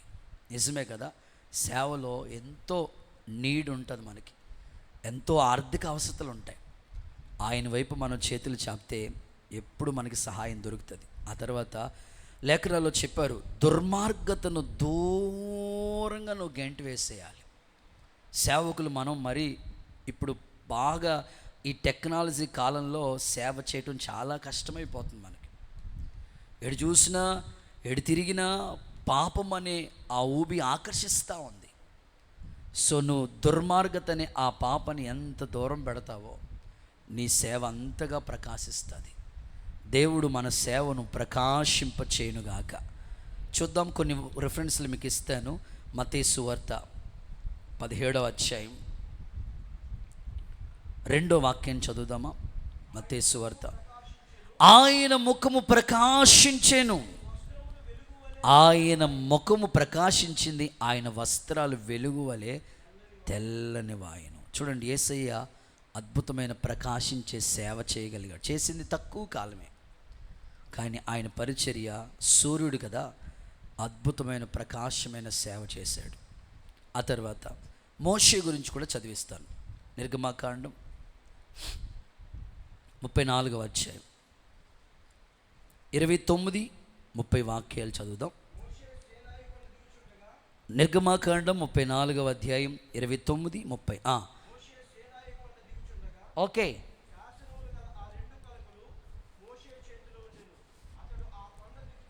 కొండ దిగుచు ఉండగా మాట్లాడుచు ఉన్నప్పుడు అతని ముఖం ప్రకాశించినందున మోషేకి తెలిసి ఉండలేదు, ఇశ్రాయేలీయులు అహరోను చూడలేకపోయారంట. దేవుడికి ఒకసారి స్తోత్రం చెప్పండి, హుషారుగా చెప్పండి. సో మోషే పరిచర్య కూడా అద్భుతంగా ప్రకాశించింది. ఎలా అంటే ఉపవాస ప్రార్థనలోనే. కొండ దిగొచ్చినప్పటికీ ఆయన ముఖం చూడలేకపోయారంట. నేను ఆశించేది ఏంటంటే మన సేవ బాగుండాలంటే ఫాస్టింగ్ ప్రేయర్. అంటే మీ ఓపికను బట్టి, మీరు చేయగలిగిన సామర్థ్యతను బట్టి. నేను ఇలా అనుకుంటాను, జనరల్గా నామకార్థంగా ఉండే కొన్ని సేవ మనం చూస్తూ ఉన్నాం కదా. ఏదో ఆదివారం వెళ్ళి మళ్ళీ ఆదివారం దాకా సేవ గురించి వాళ్ళకి ఆలోచన లేని కొన్ని నామకార్థ సంఘాలు కొన్ని ఉన్నాయి. మనం పేర్లు చెప్తే బాగోదు కానీ చాలా ఉన్నాయి. వాళ్ళ సేవలే వాళ్ళే ఫాస్టింగ్లు చేస్తూ ఉంటుంటే పెంతుకోస్తని, ఉపదేశమని, అవైరాగ్యమని ఎన్ని మాటలు మనం అనుకుంటున్నాం కదా. మన సేవలో ఖచ్చితంగా ఉపవాసం అనేది ఉండాలి. సేవకుడు ఖచ్చితంగా నలగొట్టబడుతూనే ఉండాలి. అప్పుడే ప్రకాశమానమైన పరిచర్య దేవుడు మనకు అప్పగిస్తాడు. మీలో చాలామంది ఫాస్టింగ్లు చేసేవాళ్ళు ఉన్నారు, ఉపవాసాలతో నలగొట్టబడి పోరాడి దేవుని పాదాలు పట్టుకునే సేవకులు ఇక్కడ ఉన్నారు. అందుని బట్టి నేను కనపరుస్తున్నాను. ఇక రాబోతున్న కాలంలో మీ సేవ పరిమళించడం కొరకు, ప్రకాశించడం కొరకు మీ ఉపవాస ప్రార్థనలో, ఇప్పటికే ఉపవాస ప్రార్థనలు ఉంటున్నారు కదా, ఇంకా మీ సేవ ప్రకాశించునుగాక. చేతుల పైకి అందరూ ఒకసారి హల్లెలూయా చెప్దామా. ప్రతి సంవత్సరం మీరు కనీసం మీరు రోజంతా చేయకపోయినా ఒక పూటైనా కొన్ని రోజులు ఏకాంతంగా దేవునితో, ఎప్పుడు మనం బిజీ అని తిరుగుతూ ఉంటాం కానీ దేవునితో ఉండడానికి అవకాశం ఉండలేదు. కాబట్టి కొద్ది రోజులైనా మీరు ఏకాంతంగా పెట్టుకుని సేవలో దేవుని కృప పొందుకోవటం కోసం. అసలు మనల్ని పిలిచిందే ఆయనతో ఉండటానికి. కాబట్టి ఆయన సన్నిధిలో అలాగ కనిపెట్టి కృప పొందుకుని దేవుని సన్నిధిలో కనిపెట్టుకోగలిగితే మన సేవ ప్రకాశమానంగా మారుతుంది. మన వెలుగులోనికి అనేకులు దేవుడు తీసుకొస్తాడు. బైబిల్ ఇలా రాయబడి ఉంది కదా, ఎవ్వరు అనేకుల్ని దేవుని వైపు త్రిప్తారో వారు నిరంతరం ప్రకాశించే నక్షత్రాల్లాగా ఉంటారని వాక్యంలో రాయబడి ఉంది. ఒక చిన్న ఉదాహరణ చెప్తాను, మీరు చాలా సీరియస్గా ఉన్నారు. ఒకసారి అందరూ హల్లెలూయా అని చెప్పండి. చిన్న ఎగ్జాంపుల్ చెప్తాను. ఉదయకాలమే ఆ చిన్న ఎగ్జాంపుల్ నేను చదివాను, చాలా ఆశ్చర్యం అనిపించింది. నిజంగా మన పరిచర్యలో ఎన్నో ప్రతికూలమైన పరిస్థితులు వస్తూ ఉంటాయి, అయినా సేవ మాత్రం ఎక్కడ డల్ అవ్వకూడదు. ఎలా అంటే ఒక తండ్రి ఉండేవాడంట, ఆ తండ్రికి ఒక కొడుకు ఉండేవాడట. తండ్రి కొడుకులు ఇద్దరు కూడా వాళ్ళు సేవకులు కాదు కానీ విశ్వాసులే. కానీ వాళ్ళ సేవకులు ఒక అద్భుతమైన బాధ్యత వాళ్ళకి అప్పచెప్పారంట. ఏంటంటే సువార్త చేయండి, సువార్త చేయండి అని చెప్తే వాళ్ళకి ఖాళీ ఉండేదే ఆదివారం ఒక రోజు, మిగతా సోమవారం నుంచి శనివారం వరకు రోజు డ్యూటీలు. పిల్లలేమో స్కూల్కి వెళ్ళిపోతారు, ఈయనేమో ఉద్యోగానికి వెళ్ళిపోతాడు. కానీ సేవకులు చెప్పారు ఖచ్చితంగా సువార్త చేయాలని డిసైడ్ అయ్యారంట, నిర్ణయించుకున్నారు. ప్రతి ఆదివారం మందిరానికి వెళ్తారు. ఆ పిల్లోడు సండే స్కూల్లో ఉంటాడు, వాళ్ళ నాన్న పరిచర్యలో సహకారిగా ఉంటాడు. ఉదయం వెళ్ళి 4 గంటల వరకు మందిరం దగ్గరే ఉండి అన్నీ చక్కపెట్టుకుని 4 అయినప్పటికీ కొన్ని సువార్త కరపత్రికలు తీసుకుని బ్యాగ్ వేసుకుని వీధి వీధి తిరిగి 6 గంటల వరకు సువార్త చేసి సాయంకాలానికి మరలా మందిరానికి వచ్చి మరలా రాత్రి విజ్ఞాపన చేసి అప్పుడు ఇంటికి వెళ్తారట. ఎందుకంటే దొరికిందే వాళ్ళకి ఆ ఆదివారం కాబట్టి ఆ ఆదివారం ఫుల్ టైం దేవుని పని చేస్తే బాగుంటుందని పాస్టర్ గారు చెప్తే ఆ మాటల ప్రకారంగా వాళ్ళు ఫాలో అవుతూ వచ్చారు. రోజు వారం రెగ్యులర్గా వస్తున్నారు, పరిచయం చేస్తున్నారు. సాయంకాలం 4 అయినప్పటికీ సువార్త కరపత్రికలు తీసుకుని వెళ్తూ ఉన్నారు. ఓ రోజు భయంకరమైన కొండపోత వర్షం వస్తూ ఉంది. అది ఆదివారం. నిన్న వచ్చింది చూసారు వర్షం. ఆదివారం ఫుల్గా వర్షం పడతా ఉంది. వాళ్ళ నాన్న అన్నాడంట పిల్లోడితో, ఒరే ఈరోజు నేనైతే సువార్తకు రాలేను, ఎందుకంటే ఓర్న వర్షం వస్తుంది, ఒక్కరోజు సువార్త చేయకపోతే పర్లేదు, ఇప్పుడు తడిచిపోయి మన చేతిలో ఉన్న కరపత్రికలు తడిచిపోయినా, ఇప్పుడు ఇంత వర్షం వచ్చినా మన ఎవరింటికి వెళ్ళినా ఎవరు రానివ్వరు, వర్షాన్ని వచ్చి డోరు కొట్టేవంటి తిడతారు, వద్దులే ఆపేద్దాం ఈరోజు నేను రాలేనని అని వాళ్ళ నాన్న చెప్పాడంట. నెగ్లెక్ట్ చేశాడు వాళ్ళ నాన్న. ఈ పిల్లోడు అనుకున్నాడంట, డాడీ నువ్వు రాకపోయినా పర్లేదు కానీ నేనైతే వెళ్తాను అనుకుని కరపత్రికలు తీసుకుని ఆ ఇంటింటి సువార్త అందించినట్లు గొడిగేసుకుని వెళ్ళి అలా కొంతమంది పత్రికలు ఇచ్చుకుని వచ్చేస్తా ఇంకా చీకటి పడిపోతుంది. ఆ టైంలో ఒక ఇల్లు ఉంది, ఆ ఇంటి యొక్క కాలింగ్ బెల్ ఒకటి ఉంటే ఆ కాలింగ్ బెల్ కొట్టాడు. ఎంత కొట్టినా ఎంతసేపు కొడుతున్నాడు, 5 మినిట్స్ నుంచి కొడుతున్నాడు, తీయట్లేదు. 10 మినిట్స్ 20 మినిట్స్ ఎవరైనా తీస్తే వాళ్ళకి కరపత్రిక ఇచ్చి సువార్త చెప్పేసి వెళ్ళిపోదామని వచ్చాడు, కానీ ఎంతసేపు కాలింగ్ బెల్ కొడుతున్నారు, రావట్లేదు. సరే అనుకుని ఆ డోర్ లాక్లో ఆ కరపత్రిక పెట్టేసి ఆయన ఆ పిల్లోడు తిరిగి ఇంటికి వెళ్ళిపోయాడు. ఇంటికి వెళ్ళిపోయిన తర్వాత ఆ మరుసటి ఆదివారం దేవుని మందిరానికి ఎవరైనా కొత్త వాళ్ళు వచ్చారా నిలబడండి అంటే ఒక తల్లి కొత్త ఆమె మందిరానికి వచ్చింది. వెంటనే పాస్టర్ గారు వేదిక దగ్గర తీసుకొచ్చి, అమ్మ నిన్ను ఎవరు నడిపించారు, ఎవరు తీసుకొచ్చారు అంటే, ఎవరోనయ్యా ఒక పిల్లోడు తలుపు డోర్ కొడతానే ఉన్నాడు, కాలింగ్ బెల్ కొడతానే ఉన్నాడు. ఆ సమయంలో నేను తీయలేదు, మొత్తం మీద వచ్చి తీసిన తర్వాత ఆ కరపత్రిక ఉంది, అది నేను చదువుకున్నాను. నిజంగా ఆ టైం నాకు ఎలాంటిదంటే చనిపోదాం, ఆత్మహత్య చేసుకుందాం, ఫ్యాన్కి ఉరేసేసుకుందాం అని నేను రెడీ చేసుకున్నాను. ఎవరో కొడుతున్నారు, ఇప్పుడు వెళ్ళొద్దామన్నప్పుడు మళ్ళీ వద్దులే ఉరేసుకుందాం, మళ్ళీ వెళ్దాం, ఉరేసుకుంది ఇలా అనిపిస్తుంది నా మనసు. సడన్గా ఒకవేళ మా ఆయన గారు వచ్చేసాడేమో అనుకుని వచ్చి తీసినప్పటికీ ఆ కరపత్రిక ఉంది. ఉంటే అందులో యేసుక్రీస్తు నా కొరకు ప్రాణం పెట్టారు, ఆయన రక్తం ద్వారా నా పాపాలు క్షమించబడుతున్నాయని ఆ మాటలు నేను విశ్వసించాను, నమ్మాను. చనిపోదాం ఆఖరి సమయం అనుకున్నాను నేను నా జీవితం, కానీ ఆ ఒక్క కరపత్రిక నా జీవితాన్ని రక్షించింది. ఆ పిల్లోడు ఎవరో కానీ తెలియదు కానీ అయ్యా నా ప్రాణాన్ని నిలబెట్టాడని చెప్పింది ఆ తల్లి. చప్పట్లు కొడుతూ ఒకసారి యేసయ్యకి మహిమ చెల్లిద్దామా. అందుకని ఆ తండ్రి నిర్ణయం చేసుకున్నాడు ఏంటంటే, ఏ ఒక్కరోజు సువార్త మాత్రం ఆపకూడదు, ఏ ఆదివారం సువార్త పని ఆపకూడదని ఆ రోజు నుంచి ఎంత వర్షం వచ్చినా వరదొచ్చినా దేవుని పని ఆగకుండా జాగించాడు. నా ప్రశ్న ఏమిటంటే, నా మాటలు ఏమిటంటే, మనం కొన్నిసార్లు ఆరోగ్యం బాగాలేదని, కొన్నిసార్లు వర్షం పడుతుందని, కొన్నిసార్లు ఎండ ఎక్కువగా ఉందని, లేకపోతే ఏదో ఒక ఆటంకం వచ్చి దేవుడి పని కొన్నిసార్లు మనం అశ్రద్ధ చేస్తా ప్రకాశించవలసిన వాళ్ళం కొన్నిసార్లు అలా మిల్క్ అంటూ ఉంటాం. ఈరోజు మిల్క్ అనుకునే స్థితిని తీసేసి ప్రకాశించే స్థాయికి మీ సేవ ఎదుగునుగాక.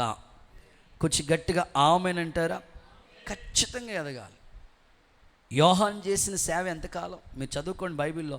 యోహాను 5:35 ఉంది ఆ మాట. 6 నెలలే చేశాడు. అతడు ఎలా ఉంది? మండుచు ప్రకాశించే దీపంగా ఉంది ఆయన సేవ. మనం ఎంతకాలం ఈ భూమి మీద ఉంటామో తెలియదు, కానీ ఆయన ఇచ్చిన పని ఎప్పుడూ సేవ ఆగిపోకూడదు, ఆరిపోకూడదు, ప్రకాశిస్తూనే ఉండాలి. ఆమేన్. దావీదుని ఏమన్నారు అక్కడున్న జనాలు? ఇశ్రాయేలుకి దీపమగు నీవు ఆరిపోకూడదు. అయ్యా నువ్వు మాకు ఎలాంటోడు తెలుసా? దీపం లాంటోడు. ఈరోజు ఎన్నో చోట్ల సేవలు ఆగిపోయినవి, ఇంకో మాటలో చెప్పాలంటే సతికిలు పడిపోయినవి స్థితిలో ఉన్నాయి చాలా. ఈ తరంలో నిన్ను లేపాడు దేవుడు ఒక ఘనమైన పరిచయం చేయటానికి. ఖచ్చితంగా ఇక్కడ మన మధ్యలో డేవిడ్ అని ఉన్నాడు. సో మేము సేవకు వచ్చినప్పుడు వాళ్ళకి సంఘం ఉంది, మాకు సంఘం లేదు. చిన్న గదిలోనే మేము ఉండేవాళ్ళం. వాళ్ళు చూశారు, అన్న చెప్తా ఉండేవాడు మాట. సేవకులందరూ డిఎస్ గారు కావచ్చు, అబ్రహం పాషకి, ఇస్సాక్ అన్న కావచ్చు. అప్పటికే చాలామంది, మేము ఒకసారి ఎంట్రుకోన్ అనుకుంటాం, ఎంట్రుకోన్లో ఒక మందిరం కట్టారు. అది ఓపెనింగ్కి ఇసుకపల్లి సుధాకర్ గారిని పిలిచారు. ఎంట్రుకోన్లో రోడ్డు ప్రక్కనే మందిరం ఉంటుంది. ఆ ఓపెనింగ్కి నేను అక్క వెళ్ళాం. వాళ్ళది పాస్టర్ గారు వాళ్ళది ఎక్కడంటే నగరం దగ్గర జగ్గన్న తోట, జగ్గన్నపేట, కడలి, జగ్గన్నపేట 2 రోడ్ల జంక్షన్ ఉంటుంది, 4 రోడ్ల జంక్షన్, తాటిపాక, జగ్గన్నపేట 2 కలిసి ఉంటాయి. అక్కడ వాళ్ళది. వాళ్ళు ఎవరో బంధువులు అక్కడ స్థలం ఇస్తే స్థలం ఇచ్చారని మీరు వినాలి. ఇక్కడ వాళ్ళు ఎవరో స్థలం ఇచ్చారని మందిరం కట్టేశారు. అంటే సేవ మనం చేసే కొన్నిసార్లు ఇలాంటి అనుభవాలు మనకు కొన్ని పాఠాలు మాట. వాళ్ళు ఏదో స్థలం ఇచ్చారు, అక్కడ ఇంతకీ జనాలు లేరు, స్థలం ఇచ్చారని మందిరం కట్టేశారు. సరే, అది ఓపెనింగ్ సుధాకర్ గారు వస్తున్నారు. మేము ఎప్పుడు సుధాకర్ గారిని చూడలేదు, జస్ట్ వెళ్ళి చూద్దాంలే, అప్పుడు పెద్దగా సేవ లేదు మాకు. పిలిస్తే మేము వెళ్ళామన్నమాట చూడటానికి. మేము అనుకున్నాం, ప్రభువా సేవకు వచ్చి 1 సంవత్సరం అయిపోయింది, మాకు అసలు ఆత్మలే లేరు, వీళ్ళకి ఇక్కడ ఎవరు స్థలాలు ఇచ్చేశారు, మందిరం కట్టేశారు, అద్భుతంగా ఉంది అని అనుకున్నాం. స్టిల్ ఇప్పటికి ఒక 18 సంవత్సరాలు అయి ఉంటుంది, 16 ఏళ్ళు అయి ఉంటుంది మేము అమలాపురం వచ్చి. ఇప్పటికీ ఆ మందిరం అలాగే ఉంది. ఇప్పటికీ మీ రోడ్డు దగ్గరలోనే ఉంటుంది, 4 రోడ్ల జంక్షన్లోనే ఉంటుంది. అదే రేక్ షెడ్డు, అదే మందిరం, జనాభా ఏమీ లేరు. నేను చూసినప్పుడు పరిచర్య అది. కానీ ఈ 16 సంవత్సరాలు ఈ సేవను దేవుడు 4 వైపులా తిప్పాడు. నేను కోరుకున్నది ఏమిటంటే, ఎవరికో మందిరాలు కట్టేసుకుంటున్నారు, ఎవరో ఏదో జరిగించేసుకున్నారు, ఏంటి అని నువ్వు బాధపడవలసిన పని లేదు. దేవుడు నీకు ఇచ్చే పని చిన్నదైనా సరే నమ్మకంగా చేయి.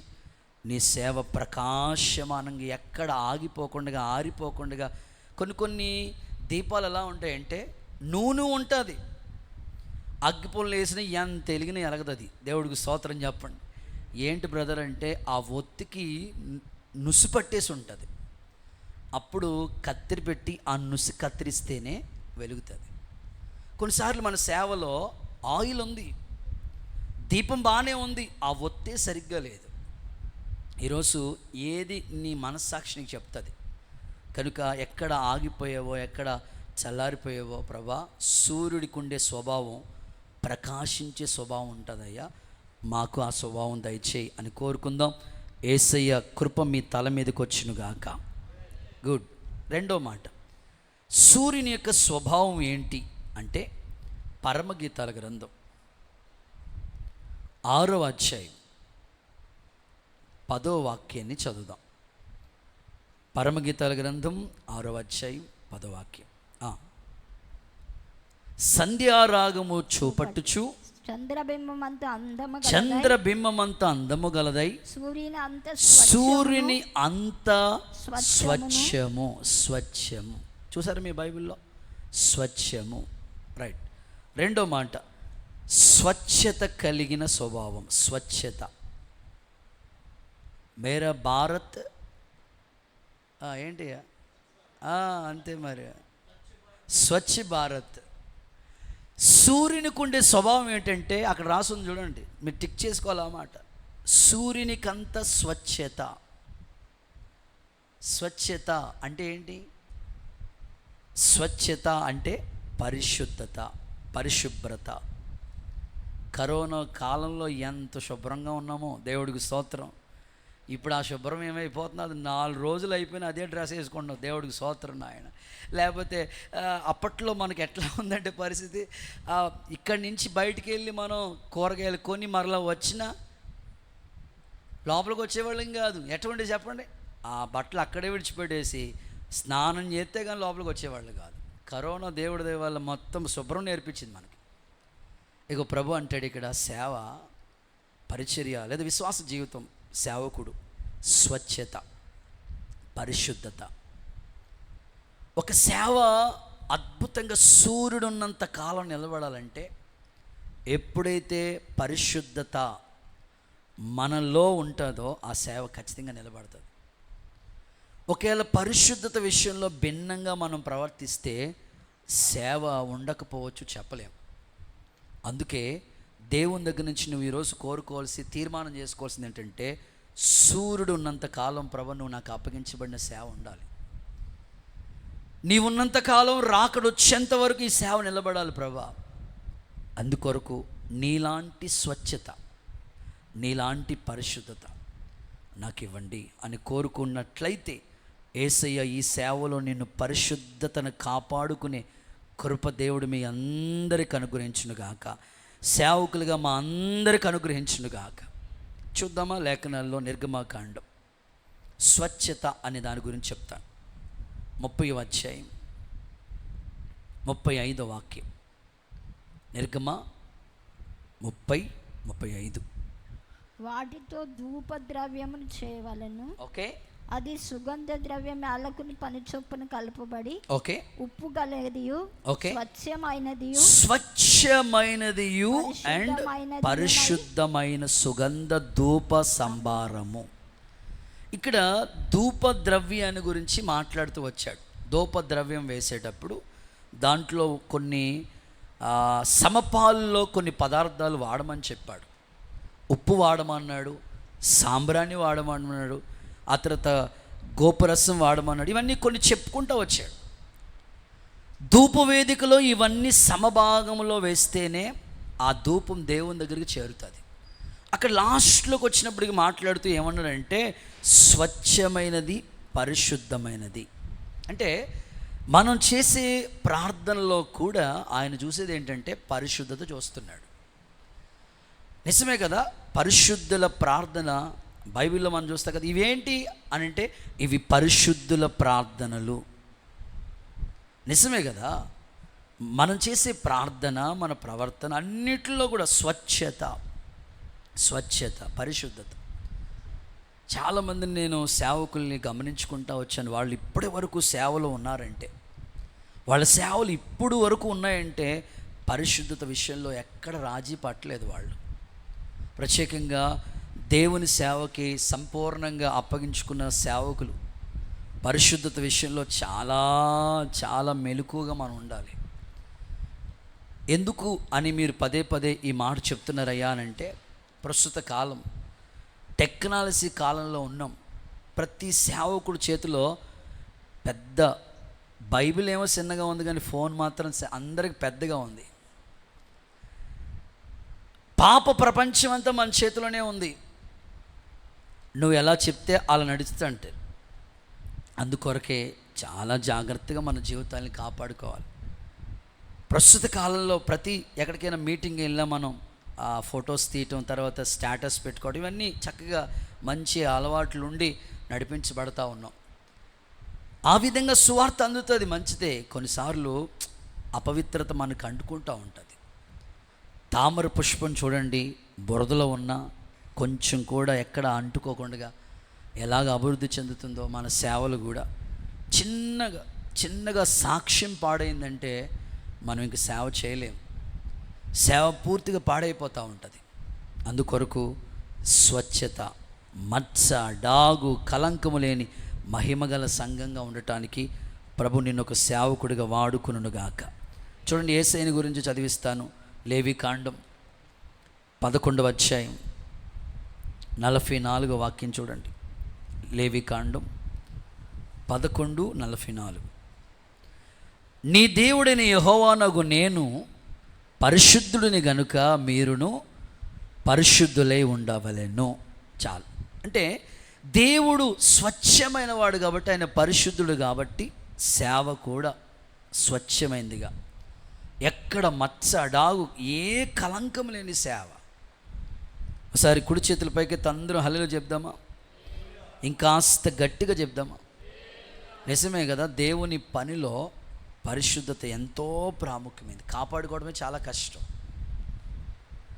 సాతానుగాడు ఏదో విధంగా మన కళ్ళ ముందుకి మన పరిశుద్ధత పాడు చేయడానికి వాడు ఎన్నో విధాలుగా ప్రయత్నం చేస్తూ ఉంటాడు.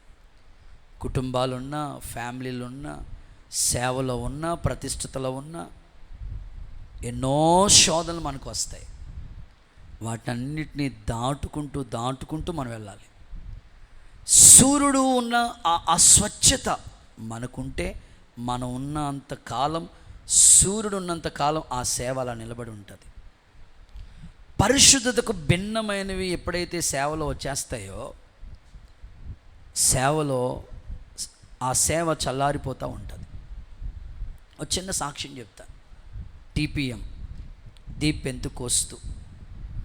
పెంతుకోస్తు అంటేనే మీకు తెలుసు కదా, వాళ్ళు చాలా డెడికేషన్తో సేవ చేస్తూ ఉంటారు. ఒకసారి దీప్ పెంతుకోస్తు పాస్టర్ గారిని ఒక చోటకి సేవ నిమిత్తమే ట్రాన్స్ఫర్ చేసి ఒక చోటకి పంపించారట. అక్కడ 2 ఏళ్ళు సేవ చేస్తూ వచ్చారు. 2 సంవత్సరాలు కష్టపడి అద్భుతంగా సంఘాన్ని కట్టారు. ఇక 5 సంవత్సరాలకి మ్యాక్సిమం సేవకులకి 5 ఇయర్స్కి సేవకులు ట్రాన్స్ఫర్ అవుతూ ఉంటారు. 5 ఏళ్ళకి అలాగా ట్రాన్స్ఫర్ అవుతూ ఉంటారు. కానీ ఆ సేవకుడిని 2 సంవత్సరాలకే మంచిగా 2 సంవత్సరాల్లోనే సంఘం కట్టేశాడు. ఆ సేవకుడు అనుకున్నారట, వీడిని 5 ఏళ్ళకి సేవ చేద్దాం అనుకున్నాం, 2 ఏళ్ళలోనే అద్భుతంగా మందిరం కట్టాడు. ఇలాంటి వాడిని ఇక్కడ కాదు, ఇక మంచి చోటకి పంపిద్దాం అనుకుని ఇంకొక చోటకి పంపించారంట. అద్భుతంగా ప్రయాసపడుతున్నాడు, కష్టపడుతున్నాడు, బాగుంటుంది సేవ. ఇలాంటి వాళ్ళు అడుగు పెడితే డెవలప్ అవుతుంది, కొత్త వాళ్ళు వస్తారు, సేవ గ్రోత్ పెరుగుతుందని పంపించారంట. పంపించినప్పటికీ అక్కడికి వెళ్ళినప్పటికీ సేవ మరీ డల్ అయిపోయిందంట. బాగా ఇక్కడ 2 సంవత్సరాల్లోనే మందిరం కట్టాడు. అక్కడికి వెళ్ళినప్పటికీ 6 నెలలు కూడా సేవ సరిగ్గా చేయలేకపోయాడంట. చివరికి ఆ సేవలో ప్రతికూలమైన పరిస్థితులు ఆయనకి ఎదురైనాయి అంట. ఎట్లాగానంటే పాపంలో పడిపోయినంత స్థితి ఆయనకి ఎదురైందంట. ఆ టీపీఎం సంస్థ వాళ్ళు వాళ్ళ హెడ్ అంటే చీఫ్ పాస్టర్, వాళ్ళకి సెంటర్ పాస్టర్గా ఉన్న ఆయన అక్కడి నుంచి సేవలోంచి బయటికి పంపించేశారంట. సరిగ్గా సేవ చేయలేదని సేవలోంచి బయటికి పంపించేస్తే మరి ఆయన ఉన్న రూమ్లో మంచం ఉంది. ఆయన ఉన్న రూమ్లో కొన్ని వస్తువులు ఉన్నాయి. ఆయన వాడిన కొన్ని విలువైనవెన్నో కాస్ట్లీ సేవకి ఏమేం కావాలో విశ్వాసాలన్నీ కొనిచ్చారు. అయితే అక్కడికి ఇంకొక సేవకుని పంపించారు, అక్కడికి వేరొక సేవకుని పంపించారు.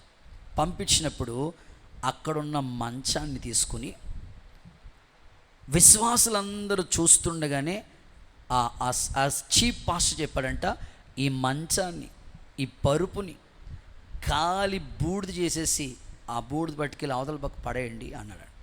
విశ్వాసులు అందరూ అన్నారంట, అయ్యా ఈ మంచం పేదోళ్ళకి ఇచ్చుకుంటే, ఇప్పుడు మంచం కొనాలంటే ఎంత అబ్రహం పాష గారు?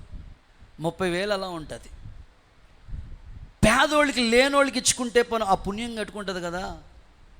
అయ్యా పాస్టర్ గారు ఎందుకు ఈ మంచం వేరే వాళ్ళకి ఇవ్వండి బాబు, ఈ మంచాన్ని ఎందుకండి బాబు కాల్చి బూడి చేసేయమంటారంటే, రే వాడికి ఈ మంచం మీద ఉన్నప్పుడే పాపపు తలంపు వచ్చింది, ఈ మంచం మీద ఉన్నప్పటికీ వాడికి ఆలోచన వచ్చింది కాబట్టి ఈ పరుపు మీద ఎవడు పడుకున్న అదే ఆలోచన వస్తుంది. స్తోత్రం చెప్పండి ఒకసారి. అదే ఆలోచన వస్తుంది. వాడి ఆలోచన మంచిది కాదు, అందుకని ఇది తీసేద్దామని కాల్చి బూడి చేశాడంట. నాకు అది విన్నప్పుడే అనిపించింది, ఆ మంచం వేరే వాళ్ళకి ఇచ్చుకుంటే బాగుంటుంది కదా, 30,000 విశ్వాసుల రక్తం కదా ఇది. లేదు వాడికి వచ్చిన తలంపు ఇక్కడే కదా అనని. చూడండి, వాళ్ళు పరిశుద్ధత కొరకు ఎంతగా ప్రాకులాడారో. ఈరోజు ఈజీగా మనం చిన్న చిన్న అతిక్రమాల్లో, చిన్న చిన్న విషయాల్లో లోపాలు కలిగి సేవలో సరిగ్గా ఎదగలేకపోవటానికి ఎన్నో కారణాలు ఉన్నాయి. అందులో ఒకటి అపవిత్రత. దానియేలు చూడు, భోజనం విషయంలో కూడా ఈ భోజనం తిని అపవిత్రుని అయిపోతానేమో, వాళ్ళకి అలా బోధించే వాళ్ళు లేరప్పుడు. అయినా ఎంత జెన్యూన్గా, ఎంత రాజీ పడని సేవ వాళ్ళు చేశారు. ఈరోజు మన పరిచర్య సూర్యుడున్నంత కాలం ఉండడానికి దేవుడు నుంచి కోరుకునే ఆ స్వచ్ఛత, పరిశుద్ధతను మనం కాపాడుకుందాం. యేసయ్య కృప మనకు అనుగ్రహించబడును గాక. గట్టిగా ఒకసారి ఆమేన్ చెప్దామా? రైట్, 3వ మాటలోకి వెళ్ళిపోతాం. థర్డ్ వన్, సూర్యుడికున్న స్వభావం. న్యాయాధిపతుల పుస్తకం 5వ అధ్యాయం 31వ వాక్యం. న్యాయాధిపతుల పుస్తకం 5:31. దేవుణ్ణి ప్రేమించేవారు బలముతో ఉదయించే సూర్యుని వలె ఉంటారు. Okay, enough. దేవుణ్ణి ప్రేమించే వాళ్ళు బలముతో ఉదయించే సూర్యుని వలె ఉంటారు. అంటే సూర్యుని యొక్క స్వభావం గురించి మాట్లాడుకోవాలంటే ప్రేమ గలవాడు. ఆమేనండి ఒకసారి హల్లెలూయా చెప్తారా?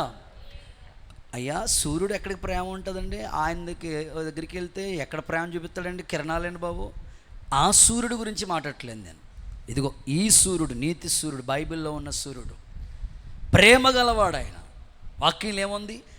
ఆయన్ని ప్రేమించే వాళ్ళు బలముతో ఉదించే సూర్యుని. అంటే సూర్యుని దేంతో పోల్చారంటే ఆయన్ని ప్రేమించేవాళ్ళు. అంటే ఆ స్వభావం, సూర్యుడికి ఉండే స్వభావం ఏంటంటే ప్రేమ గలవాడు. ప్రేమ. ఒక సేవకుడికి పగతో మనం ఏమీ సాధించలేమండి. కొన్నిసార్లు సేవకులు మనల్ని సేవ విషయాల్లో మనల్ని విశ్వాసులు ఎంతో ఇబ్బంది పెడతా ఉంటారు. కొన్నిసార్లు విశ్వాసులు రకరకాలుగా ప్రవర్తిస్తూ ఉంటారు. మనకి వాళ్ళ మీద ఎట్లాంటి అభిప్రాయం వస్తుందంటే విసుకొచ్చేస్తుంది. చాలా వారి గురించి చాలా బాధపడుతూ ఉంటాం.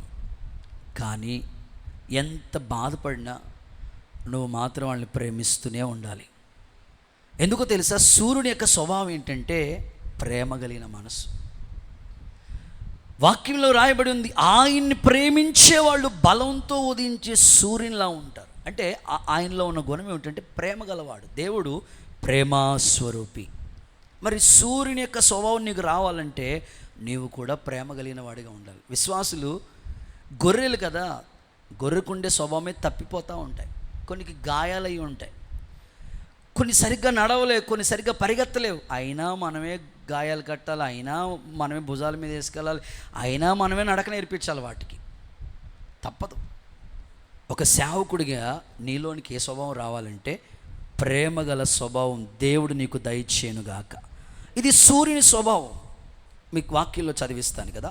యోహాను మొదటి పత్రిక 4వ అధ్యాయం 8వ వాక్యం.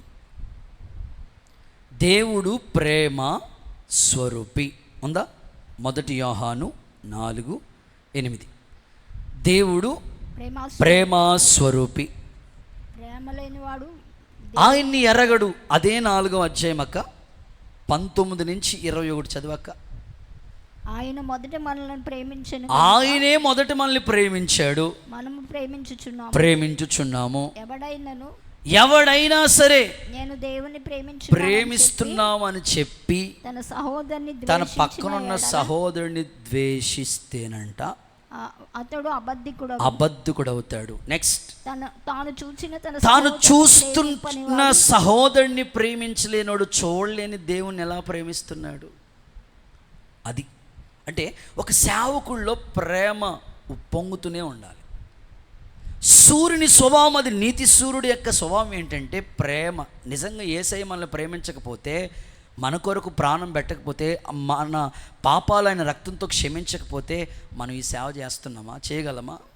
ఆయన క్షమించాడు కనుకనే ఈ సేవకు మనల్ని యోగ్యులుగా ఎంచాడు. సో నీవు కూడా విశ్వాసుల్ని లేకపోతే నీ తోటి వాళ్ళని కొన్నిసార్లు వాళ్ళు ప్రవర్తించిన విధానం, నీ అంతరంగం ఎలా ఉండాలంటే ప్రేమతోనే క్షమించు. ప్రేమతోనే, క్రీస్తు ప్రేమనే చూపించి వాళ్ళకి. ఈ మధ్యకాలంలో మీకు ఇలా చెప్తే, ఇలాంటి చిన్న చిన్న జరిగిన సందర్భాలు చెప్తే అర్థమవుతుంది ఈజీగా. శ్రీకాకుళంలో దేవుని పరిచర్య చేస్తున్న దైవజనులు పిఏ స్వామి అని ఒక మంచి సేవకుడు, చాలా అద్భుతమైన సేవ చేస్తున్నాడు. ఆయన చాలా చోట్ల వాడబడుతున్నాడు. ఒకసారి ఆయన ఒక సేవకుల కూడికలో ఒక అద్భుతమైన సాక్ష్యం చెప్పాడు. ఏంటది అనంటే, ఒక దైవజనుణ్ణి ఒక ప్రాంతానికి సేవ చేయమని పంపించారంట. పంపిస్తే ఆయన సేవలో ప్రయాసపడ్డాడు. ఇంచుమించు 7 సంవత్సరాలు అయిందంట ఆ ఊరికి పంపించా ఆ పాస్టర్ గారిని. 7 సంవత్సరాల్లో 7గురికి కూడా బాప్తిస్మాలు ఇవ్వలేదంట.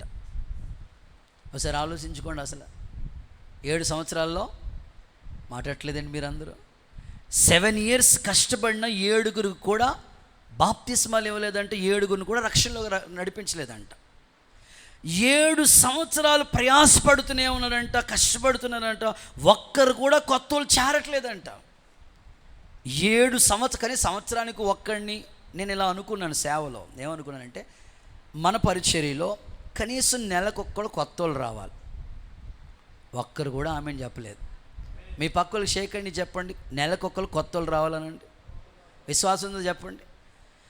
12 నెలలకి 12 ఆత్మలు వస్తే చాలు కదా మన సేవలో కొత్తోళ్ళు. ఒకవేళ ఆ 12 మందిని కూడా మనం సంపాదించట్లేదంటే ఇంక మనం సేవ చేయటం కన్నా ఇంకా అనకూడదేమో. మంచోళ్ళందరూ స్తోత్రం చెప్పండి. మరి అంతే కదా. ఇప్పుడు ఏదైనా ప్రైవేట్ కంపెనీలో జాయిన్ అయ్యి ఎందులోనే వాళ్ళకి టార్గెట్లు ఉంటున్నాయి. ఇప్పుడు ఆక్వా దాంట్లో జాయిన్ అయ్యారనుకోండి, బిజినెస్ చేయాలి, ఇంత సీడ్ సేల్ చేయాలి వాళ్ళు. ఎల్ఐసిలో జాయిన్ అయ్యామనుకో, ఇంతమంది చేత పాలసీలు కట్టించాలి. నీకే ఏ టార్గెట్ లేదు, అందుకే అలా ఉంది సేవ. టార్గెట్ ఉంటే రీచ్ అవ్వగలము అనే గోల్ ఉంటుంది. నేను అదే చెప్తాను, నెలకి కనీసం ఒక్కడిని కూడా మనం కొత్త వాళ్ళని తీసుకురాలేదంటే ఈ సంవత్సరం సేవ మార్చుకోవాలి మనం. 7 సంవత్సరాలు ప్రయాసపడిన 7 ఆత్మలు కూడా సంపాదించలేదంట ఆయన. ఎందుకు అలాగా? ఆయన వాక్యం చెప్పట్లేదా? బల్లగుత్తి అద్భుతంగా ప్రసంగం చేస్తున్నాడు. పాయింట్ల మీద పాయింట్లు, జాయింట్ల మీద జాయింట్లు చెప్తున్నాడు. అసలు అద్భుతమైన ప్రసంగాలు చెప్తున్నాడు.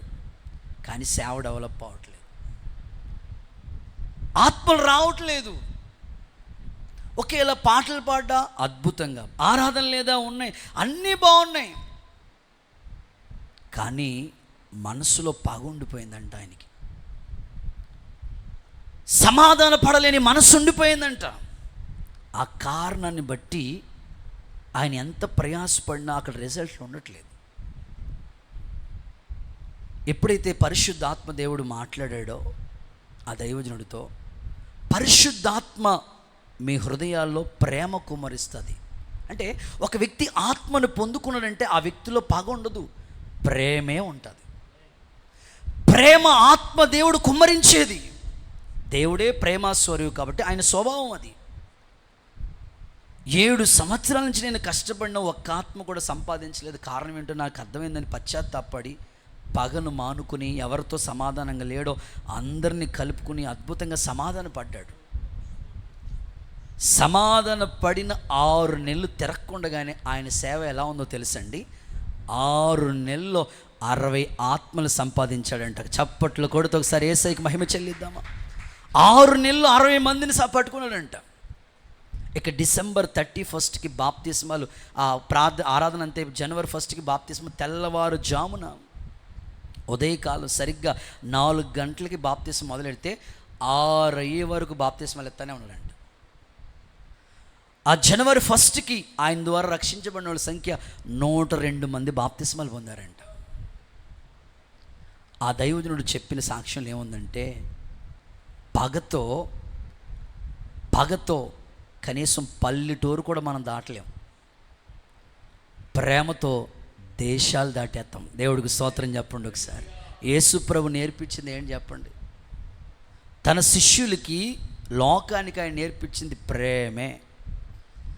సూర్యుడు ఆయన బలముతో ఉదించే సూర్యునిలాగా నీ సేవ ఉండాలంటే ఏది మనసులో ఉంచుకోవద్దు, ఎవరి మీద కక్ష పగ పెంచుకోవద్దు. నీవు దేవుని పోలికతో చేయబడ్డావు, నీ తోటోళ్ళు కూడా దేవుని పోలికతో చేయబడ్డారు. ఏమి పట్టుకెళ్ళవు కనుక వాళ్ళతో సమాధానంగా చక్కగా నడిపించబడు. ఆ మాట చదువుదాం, రోమా 5:5 చదువుకొని ముందుకెళ్ళిపోదాం ఒకసారి. రోమా 5:5 త్వరగా. పరిశుద్ధాత్మ మీ హృదయాల్లో ప్రేమ కుమ్మరించబడుతుంది. ఒకసారి, ఎందుకనగా ఈ నిరీక్షణ మనల్ని సిగ్గుపరచదు, మనకు అనుగ్రహింపబడిన పరిశుద్ధాత్మ ద్వారా దేవుని ప్రేమ మన హృదయాల్లో కుమ్మరించబడుతుంది. ఆమె చెప్పండి ఒకసారి. మీరు చెప్తే నమ్మరు. నేను కృపక్క ప్రార్థన చేసుకుంటుంటే దేవుడు మాకు చెప్పారు, నీకెవరెవరు శత్రువులు ఉన్నారో వాళ్ళ దగ్గరికి వెళ్ళి సమాధానపడు అన్నారు. నాకేంటి ప్రభా శత్రువులు ఏంటి ప్రభా, నేను ఎవరిని అందరికీ ప్రేమగానే మాట్లాడతాను. నువ్వు ప్రేమగానే మాట్లాడతావు, కానీ నీ మీద వాళ్ళకి పగ ఉంది. ఒకసారి వెళ్ళి కనబడి వందనాలు చెప్పొచ్చే అన్నారు. అప్పుడు నేను అక్క డిఎస్ పాషి గారితో మాట్లాడి మ్యాక్సిమం అందరినీ కలిసి ఇంచుమించు ఒక 22 మంది వచ్చారు. నాకు దేవుడికి స్తోత్రం చెప్పండి.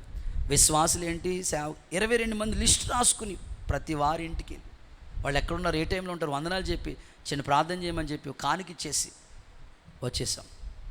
అంటే మనలో ఉండకూడదు అది. దేవుని పిల్లలం కదా, కొన్నిసార్లు వచ్చేస్తుంది, ఈగో వచ్చేస్తుంది. తగ్గించుకునే మనసు రాదు, కానీ ఈగో వచ్చేస్తూ ఉంటుంది. మనం లోబడాల్సింది ఏంటి, వాళ్ళు మనకు చెప్పాలి, మన స్థాయి ఏంటి, వాళ్ళ స్థాయి ఏంటి, మన సీనియరా వాళ్ళు జూనియర్, ఇట్లా ఇవి ఉండకూడదండి సేవలో. ఖచ్చితంగా ప్రేమతోనే సూర్యునికి ఉన్నంత ఆ ప్రేమ బలముతో ఉదించే సూర్యునిలాగా మనం ఉందాం. దేవుడు మన సేవను పరిమళింప చేయునుగాక.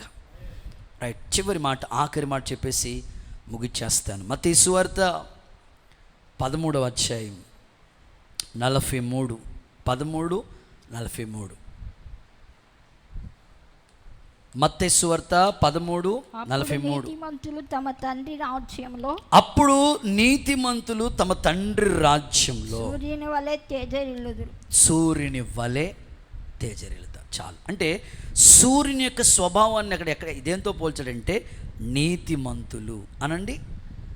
నీతిమంతుని స్వభావం. నీతిమంతులు ఎలా ఉంటారంట, సూర్యుని వలె. అంటే సూర్యుని స్వభావం ఏంటయ్యానంటే నీతిమంతుల స్వభావం. మనం ఆరాధించే దేవునిలో ఆయన ఎక్కడ నీతి తప్పలేదు. ఆయన మాట, ఆయన నడక, ఆయన పడక, ఆయన క్రియలు అన్నీ నీతి మొత్తమే. మనల్ని కూడా దేవుడు నీతిమంతుల జాబితాలో ఉంచాడు. మనం నీతిగానే ఉన్నాం, ఇంకా నీతిగా ఉండాలి. వాడ కట్టే విషయంలో నోవాహు ఎంత నీతిమంతుడిగా ఉన్నాడో, అందుకే ఆ పెద్ద ఆయన చెప్తారు కదా, వాడ కట్టేటప్పుడు ఎవరు సహకారులు లేరు, కానీ ఎలా కట్టగలిగాడు, ఆయన నీతే అలా కట్టించేటట్లుగా చేసిన ఆయన పొందిన కృపే. సో నేనంటాను, మన నీతి మనల్ని ఎప్పుడు కూడా మన గురించి సాక్ష్యం ఇస్తుంది. మన నీతి మనం ఎప్పుడు కాపాడుకుంటూ ఉండాలి. సేవలో నీతికి భిన్నంగా దుర్నీతి మనకి వచ్చేస్తూ ఉంటుంది. సేవలో మనకి ఎన్నో ఎదురవుతుంటాయి. అసలు ఎట్టి పరిస్థితుల్లో నీతిమంతులుగానే మనం సాగిపోదాం. పరిశుద్ధాత్ముడు అలాంటి కృప మనందరికీ దయచేయను గాక.